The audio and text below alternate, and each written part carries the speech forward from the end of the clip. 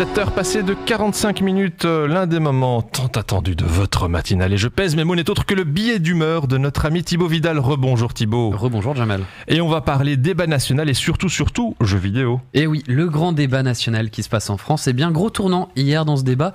Alors histoire de moderniser un peu tout ça et d'impliquer un peu plus les jeunes, et bien des influenceurs ont voulu le faire à leur sauce et se sont dit qu'ils allaient lancer le grand débatton sur Twitch. Alors pour ceux qui ne savent pas ce que c'est Twitch, eh bien c'est simple, c'est une plateforme de streaming. Alors généralement sur cette plateforme on y retrouve en très grande partie des gens jouer aux jeux vidéo, mais il y a évidemment tout plein d'autres choses. Et du coup faire des marathons sur Twitch c'est assez courant, certains tentent même l'expérience de jouer pendant 24 heures voire plus. Et bah là, du coup, bonne initiative, et forcément les politiques, ils se sont joints à la fête, une fête qui avait lieu entre 9h et 20h, qui durait donc 11h.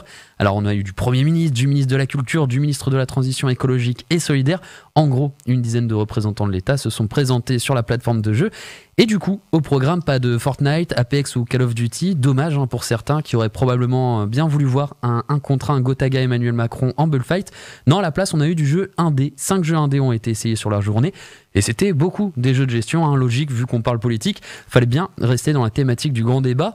Alors en premier, on a eu Démocratie et Citoyenneté, un jeu de gestion à la Age of Empires où le but n'est pas de conquérir les autres territoires, mais gérer son peuple et faire en sorte qu'il soit d'accord avec votre politique, peu importe la manière que vous emploierez. Il y avait aussi Fiscalité et Dépenses publiques. Alors pour expliquer le jeu, on a un peu le comptable d'un pays, et il est assez innovant ce jeu parce qu'il est interactif. En gros, on doit choisir les réformes fiscales qu'on enlève, celles qu'on garde et celles qu'on ajoute, et revient souvent les grandes questions de la fiscalité comme l'ISF, l'ajout de taxes, baisser ou augmenter les impôts. Et là où je trouve qu'on innove, c'est qu'il n'y a pas une fin toute tracée où tel choix était mieux que l'autre. Non, c'est un peu vous qui décidez si vous avez gagné ou pas. En gros, on a deux jauges. La première, c'est celle du peuple. La seconde, celle des classes aisées, plus. Et selon vos choix, ça diminue ou ça monte. Plus la jauge est haute, plus les gens sont contents. Plus la jauge est basse, plus les gens sont pas contents. Et là, comme ils sont partis, on voit qu'ils préfèrent augmenter la deuxième jauge. Un choix comme un autre, vous me direz, on ne juge pas. Chacun son gameplay. Troisième jeu qu'ils ont essayé, c'était Organisation de l'État et des services publics. Alors lui, j'ai moins aimé. J'ai pas trop compris où voulaient en venir les développeurs. C'est un peu une sorte de SimCity. Sauf que là, vous devez pas gérer votre ville, mais votre pays. Vous devez établir qui fait quoi, pourquoi et quelle tâche. Mais de ce que j'ai vu, j'ai l'impression que tu mets n'importe qui à n'importe quel poste et ça donne le même résultat. Par contre, un jeu qui m'a bien plu, c'était le quatrième, la transition écologique. Alors là, c'était plutôt un jeu de stratégie.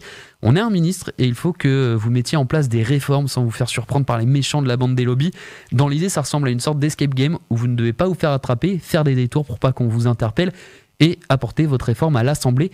Alors il y a plusieurs niveaux avec des sortes de boss finales, on retrouve le chasseur de l'extrême ou même Glyphosator.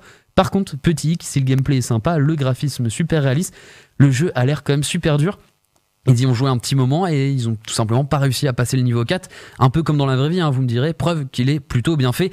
Et le dernier auquel ils ont joué, c'est Les jeunes et la politique. Là, en gros, c'est un jeu différent de tout ce qu'on a pu voir avant. C'est un peu un jeu de survie. Vous aurez plusieurs vagues de jeunes qui veulent voter. Et pour éviter qu'ils votent, vous n'allez pas prendre des armes, mais utiliser des discours politiques, histoire de les dégoûter de venir voter. Donc, vous pourrez donc envoyer des baisses des APL ou augmentation des impôts dans la face des jeunes votants. Et moins les jeunes viendront voter, plus vous gagnerez de points. Évidemment, plus les niveaux augmentent, plus les jeunes votants seront coriaces. Il faudra donc vous armer de vos discours politiques les plus démoralisants pour les faire fuir des salles de vote. Voilà, c'était sympa de découvrir ces jeux avec des hommes politiques. Et si certains trouvaient ça bizarre de les voir sur une plateforme de jeux vidéo, au final, c'est assez cohérent. Dans les deux cas, on joue. Sur Twitch, c'est aux jeux vidéo. En politique, c'est avec la vie des gens.